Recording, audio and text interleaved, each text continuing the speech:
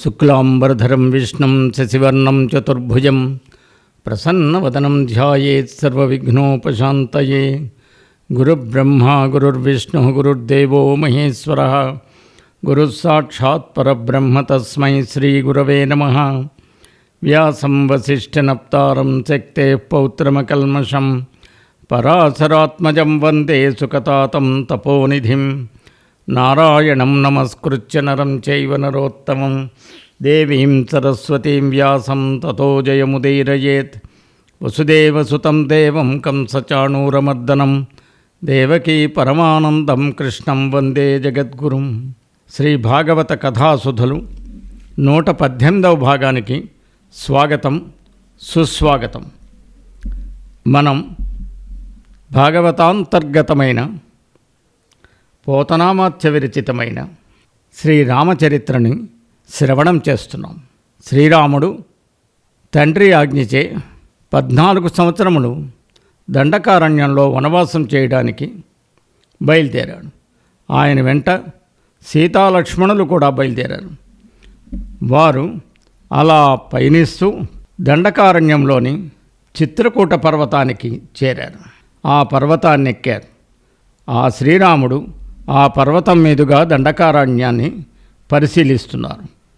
అప్పుడు పోతనామాత్యులు వారు చెప్పిన పద్యం మనం శ్రవణం చేద్దాం.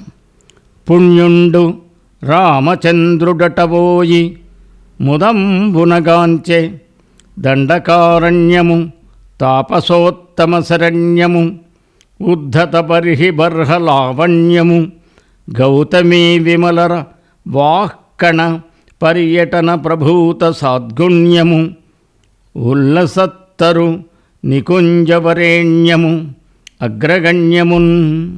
పుణ్యాత్ముడైనటువంటి శ్రీరామచంద్రుడు వెళ్ళి ఋషులకు శరణ్యము, గొప్ప పింఛాలు కలిగిన ఆడునెమళ్ళు శోభ కలది, గోదావరి నది నీటి తుంపరుల చేత పుట్టిన ఆహ్లాదము కలది, గొప్ప చెట్లతో పొదరిండ్లతో కూడినదైన దండకము అనే పేరుగల అడవిని సంతోషంగా చూశాడు. అదేంటి అడవిని సంతోషంగా చూడడం? అందున అడవిలో నివసించడానికి వచ్చినవాడు. ఆ శ్రీరాముడు ఆ వనంలో ఉన్నటువంటి మహనీయతను గుర్తించారు. ఆ అడవి తపోభూమి. ఎంతోమంది ఋషులు అక్కడ ఆశ్రమాలు కట్టుకుని తపస్సు చేసుకుంటున్నారు. కొన్ని ఆశ్రమాల దగ్గర జంతువులు తమ సహజ సిద్ధమైన వైరాన్ని వదిలి మిత్రులుగా ప్రవర్తిస్తూ ఉంటాయి. ఆ అరణ్యకాండే తపస్సు కాండ, మోక్షకాండ అంటారు. ఈ అరణ్యకాండలో విరాధుడికి ఉత్తమ గతులు ఇచ్చాడు శ్రీరామచంద్రుడు. వధించి ఉత్తమ గతులు ఇచ్చారు. జటాయువుకు ఉత్తమ గతులు ఇచ్చారు. తర్వాత శబరికి మోక్షాన్ని ప్రసాదించాడు. అందువలన ఈ అరణ్యకాండ అంతా మోక్షకాండగా ప్రసిద్ధి చెందింది.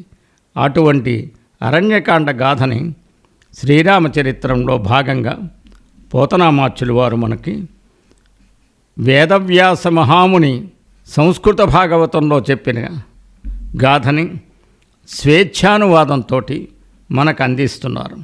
అక్కడ నివసిస్తున్నారు దండకారణ్యంలో. ఆ సమయంలో ఆ వనంబున రాముడు అనుజ సమేతుండై సతితోడ ఒక పర్ణశాల నుండ రావణు చెల్లెలు రతిగోరి వచ్చిన మొగి లక్ష్మణుడు దాని ముక్కుకోయ అది విని కరదూషణాదులు 14 వేవురు రామవిభుడు కలన బాణానలంబున భస్మంబు కావింప జనకనందనమేని చక్కదనము విని దశగ్రీవుడు అంగజ వివసుడగుచు అర్థింపంచిన పసిడిర్రి అయి నటించు నీచు మారీచు రాముడు నేరి వధించే అంతలో సీతన్ కొనిపోయిరా ఆ సురవిభుండు. కథాభాగాన్ని చక్కగా క్లుప్తంగా ఈ పద్యంలో వర్ణించారు.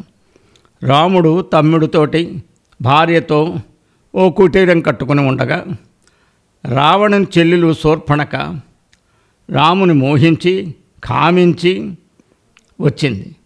అప్పుడు లక్ష్మణుడు ఆమె ముక్కును కోశాడు. అది విన్న కరదూషణాదులు ఆ దండకారణ్యంలో జనస్థానంలో ఉన్నవాడు 14,000 మంది రాక్షసులు, ఖర, ద్రూషణ, త్రిశిరుడు, ఈ ముగ్గురు నాయకత్వంలో 14,000 మంది అసురులు ఒకేసారి శ్రీరామునిపై దండెత్తి యుద్ధానికి వచ్చారు.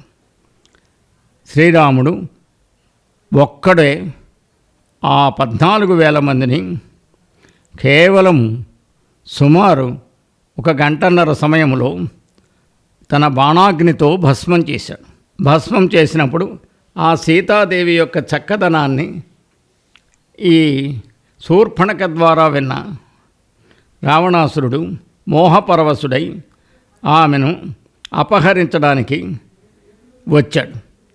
బంగారు లేడిగా మారి ఆమెను మోహింపచేసి శ్రీరాముణ్ణి తర్వాత లక్ష్మణుణ్ణి ఆశ్రమానికి దూరంగా వెళ్ళిపోయేటట్లు చేయమని మారీచుడికి ఆజ్ఞాపించగా మారీచుడు ఆ పనికి ఒప్పుకొని చేస్తుంటే వాడి నీచత్వానికి శ్రీరాముడు ఆ మారీచుడిని వధిస్తాడు. ఆ కొంత సమయంలో వ్యవధిలోనే ఆ సమయంలో రావణుడు సీతని అపహరించుకుని వెళ్ళిపోయాడు. అప్పుడేం జరిగింది? రావణుడు ఎప్పుడైతే ఆకాశ మార్గంలో వెళ్ళిపోతున్నాడో సీతాదేవిని అధర్మంగా దయాహీనుడై తీసుకొని పోతున్నాడు.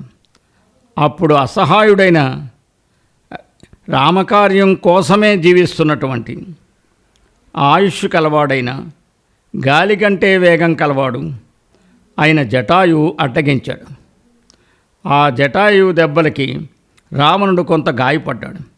కానీ ఆ క్రూరుడైన రావణుడు కఠోరమైన కత్తితో జటాయువుని ఖండించాడు.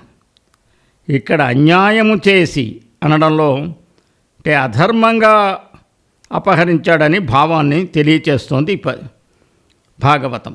దత్తాయువు అనడంలో రామకార్యం కోసమే ఆయువు కలవాడని అర్థం. గాలిని మించిన వేగవంతుడు కాబట్టి ఆకాశంలో ఉన్న రావణుని వెళ్ళే రావణుణ్ణి నిరోధించగలిగాడు జటాయువు. అంతా ఆ శ్రీరామచంద్రుడు తరువాత లక్ష్మణ సహితుడై సీతను వెతుకుతూ వస్తుంటే నిజకార్యనిహితుండైన జటాయువునకు కొన ఊపిరితో ఉన్న జటాయువునకు సేద తీరుస్తూ ఆయన చెప్పాడు, రావణాసురుడు అపహరించుకుని వెళ్ళిపోయాడు ఆకాశ మార్గంలో అని, సీతాపహరణం జరిగిందని. ఆ విషయం తెలిసిన రామచంద్రుడు తన పని కోసం ప్రాణాలు అర్పించిన జటాయువుకు సంస్కారాదులు చేసి దివ్యలోకాలు ప్రసాదించి ఋష్యముఖ పర్వతం వైపు నడవసాగాడు. ఆ ఋష్యముఖ పర్వతంలో పైన హనుమంతుడు ముందర కలిసి తన వివరాలు చెప్పుకొని సుగ్రీవుడి దగ్గరికి తీసుకెడతాడు. ఆ సుగ్రీవుడితోటి సంధి కుదుర్చుకుంటాడు శ్రీరాముడు. మిత్రత్వాన్ని వహిస్తాడు. మిత్రుడిగా ఆయనకి వాగ్దానం చేస్తాడు, మీ అన్న వాలిని నేను చంపుతాను, ఇప్పటి నుంచి నీకు ఎటువంటి నిర్బంధం భయం ఉండదు అని సుగ్రీవుని తన అనుచరుడిగా స్వీకరిస్తారు శ్రీరామచంద్రుల వారు. అప్పుడు లీలన్ రామ విభుండొక కోలం కూలంగ చేసే గురునయశాలిన్ శీలిన్ సేవిత శూలిన్ మాలిన్ వాలిన్ దశాంస్య మానోన్మూలిన్. లీలన్ రామ విభుండొక కోలం కూలంగ చేసే గురునయశాలిన్ శీలిన్ సేవిత శూలిన్ మాలిన్ వాలిన్ దశాస్యమానోన్మూలిన్. ఇక్కడ ఈ పద్యంలో ఎక్కువగా వాలిని పొగుడుతున్నారు. ఎందుకంటే మహాయోధుడైన వాలి ఎలాంటి వాడు అంటే గొప్ప నీతిశాలి అన్నాడు, మంచి శీలం కలవాడు, ఈశ్వర సేవకుడు, ఇంద్రుడిచ్చిన వరమాలను ధరించినవాడు. ఇంద్రుడు ఒక మాల ఇచ్చాడు. ఆ మాల కంఠం మీద ఉండగా, శరీరంపై ఉండగా ఎవ్వరూ ఆయన వధించలేరు. రావణ గర్వభంజకుడు అయిన వాలిని రావణాసురుడు కూడా భయపెట్టాడు, బంధించేశాడు. అటువంటి వాలిని శ్రీరాముడు ఒకే ఒక బాణంతో కూల్చివేశాడని భాగవతం మనకి వినిపిస్తోంది.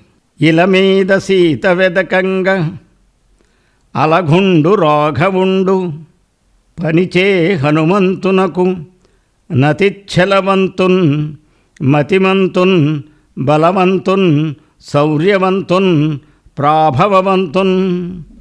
ఇక్కడ హనుమ యొక్క గొప్పదనాన్ని భాగవతం మనకి ఆవిష్కరిస్తోంది. మహానుభావుడైన శ్రీరాముడు సీతను వెతకడానికి ఆ కార్యానికి హనుమంతుడిని నియోగించి హనుమంతుడు ఎటువంటి వాడు? గరుత్మంతుడంత వేగం ఉన్నవాడు, బుద్ధిమంతుడు. బుద్ధిర్బలం యశోధైర్యం నిర్భయత్వం మరోగత అంటాం. శక్తివంతుడు, సుగుణవంతుడు.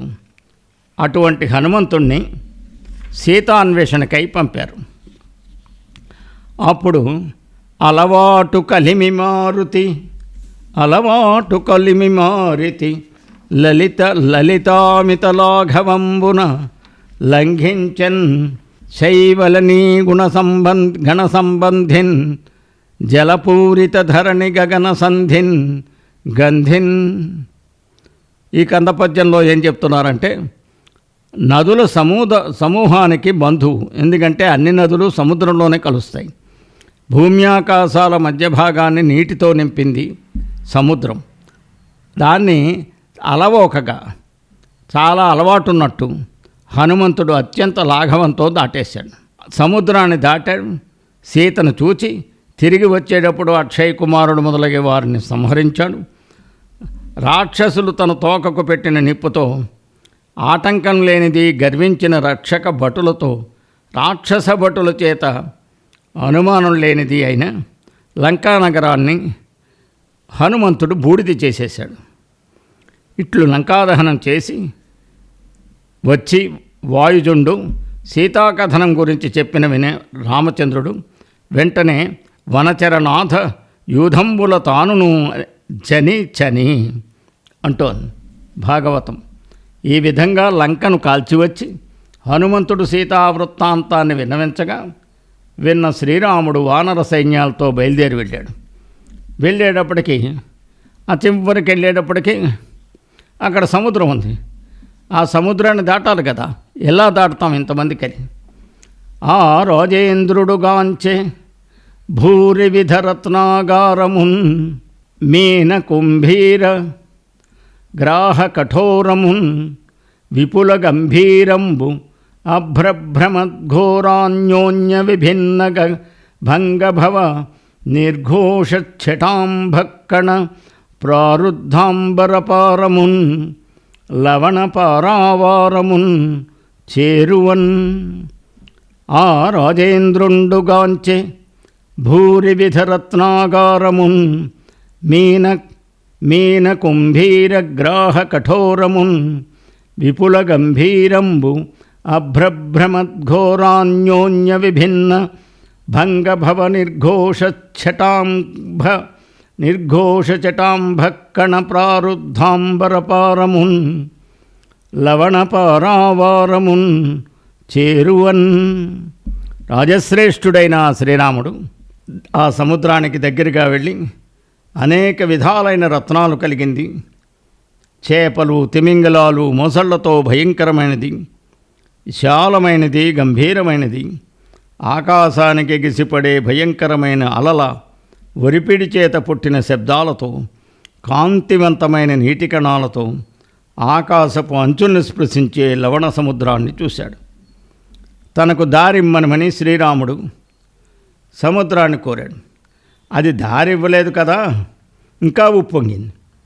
అప్పుడు ఆ రాకుమారుడైన శ్రీరాముడు చాలా కోపంతో మెల్లని నగమున నయనము అల్లార్చి శరంబు విల్లు అందిన మాత్రం గుల్లలు నాచులు చిప్పలు పెళ్ళలునై జలధి పెద్ద బీడయ్యుండెన్. ఆయన ఏం సముద్రంతో యుద్ధం చేయలేదు. ఇక్కడ సముద్రం మీద బాణం కూడా వేయలేదు. కానీ కేవలం ఆ బాణాన్ని ధనస్సును తీసుకుని బాణాన్ని దానికి సంధించారంతే. చిరునగవుతో, మళ్ళీ కోపంతో కూడా కాదు, రెప్పలు అల్లా అర్చి చిరునగవుతో ధనుర్బాణాలు ధరించినంత మాత్రం చేతన ఆ సముద్రం నత్తగుల్లలతో, నాచుతో, ముత్తెప్ప చిప్పులతో, బురద గడ్డలతో పెద్ద బీడైపోయింది. ఆ నీరంతా ఇనికిపోయింది. ఇప్పుడు ఆయన ఏం దారి వెక్కలేదు. శ్రీరాముడే సైన్యంతో నడుచుకుంటూ వెళ్ళిపోగలడు. అప్పుడు విపన్నుడైనటువంటి ఆపదల పాలైన సముద్రుడు నదులతో కలిసి ఆకారం ధరించి రాముని పాదాలను శరణజొచ్చి ఈ విధంగా స్తుతించసాగాడు. ఓ కాకుస్సకులేశ, యో గుణనిధి, యో దీనమందార, నేనీ కోపంబునకెంతవాడ, జడధిన్నీవేమి భూరాజవే, లోకాధీసుడవు ఆదినాయకుడవు, ఈ లోకంబులెల్లప్పుడున్ నీ కుక్షింప్రభవించు ఉండు అడంగున్ నిక్కంబు సర్వాత్మక.